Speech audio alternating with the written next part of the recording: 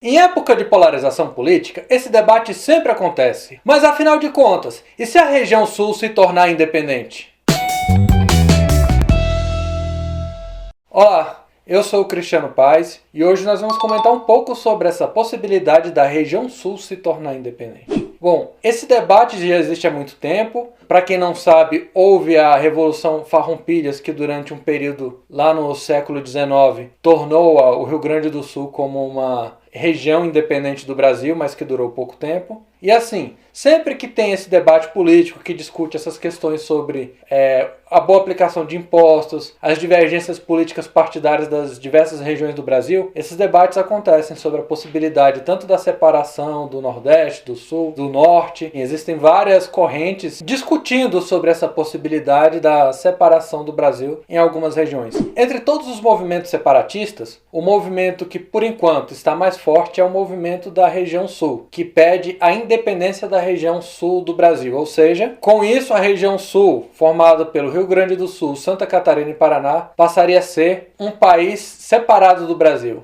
E com relação a essa separação, o que algumas pessoas comentam é que a região sul não conseguiria viver sem depender do Brasil, ou que eles são totalmente sustentáveis, hein? Tem o pessoal que é contra a separação da região sul do resto do Brasil, tanto dentro da região sul quanto fora dela, que comenta que a região sul não seria sustentável sem o resto do Brasil. E já outras pessoas comentam que a região sul sim seria sustentável. Se você entrar, por exemplo, no site do movimento O Sul é Meu País, você vai encontrar um grande número de informações que levantam essa possibilidade, sobre a questão da agricultura, do PIB da região sul. Um dos pontos que essas pessoas que lutam pela separação da região sul comentam é que a região sul acaba produzindo mais, pagando mais impostos e recebendo menos do que outras regiões do país. No próprio site do movimento Sul Meu País, lá você encontra informações que, por exemplo, de acordo com eles, se a região sul fosse separada do resto do Brasil, já no primeiro momento seria uma das 32 maiores potências do mundo,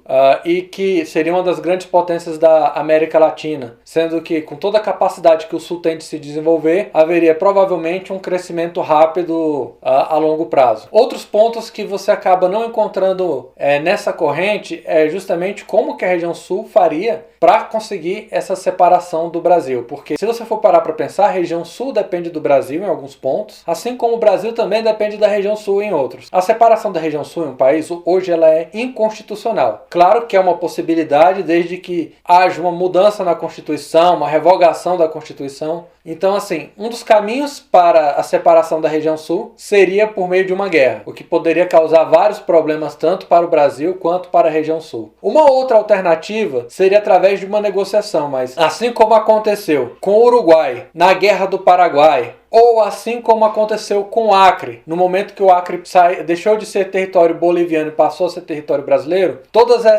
esses acordos foram negociados através de pagamentos de multas bilionárias. Então, uma alternativa para o Sul se tornar independente seria um pagamento de uma multa milionária ao Brasil. Então, assim, para os três estados seria um custo muito elevado para um país que estaria começando. E além de tudo, provavelmente não seria algo amigável, mesmo que seja por um pagamento de alguma taxa ou por meio de guerra, provavelmente essa separação não seria uma separação amigável. Esse PIB que os defensores da divisão do país tanto falam, que poderia transformar o Sul em uma das 40 maiores potências do mundo, esse PIB ele é em grande parte comercializado com o Brasil. Como boa parte do turismo na região Sul vem de turismo interno de outras regiões do Brasil, então, por exemplo, na questão do turismo seria um ponto a menos. A própria agricultura, pecuária, boa parte do que é produzido na região sul acaba sendo comercializado em outros estados brasileiros. Então esse seria um ponto complicado de trabalhar em uma situação de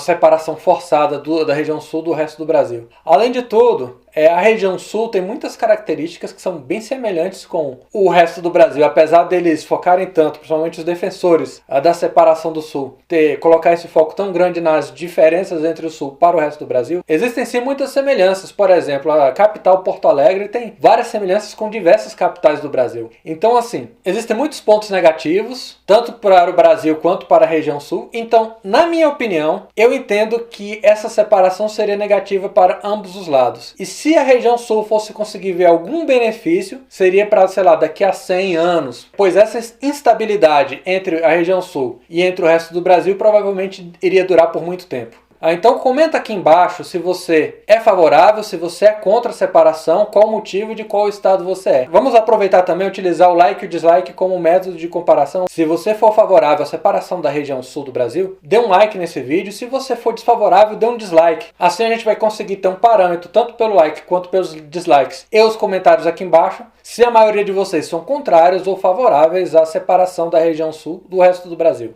Bom, esse foi o meu vídeo de hoje. Um grande abraço a todos e até a próxima.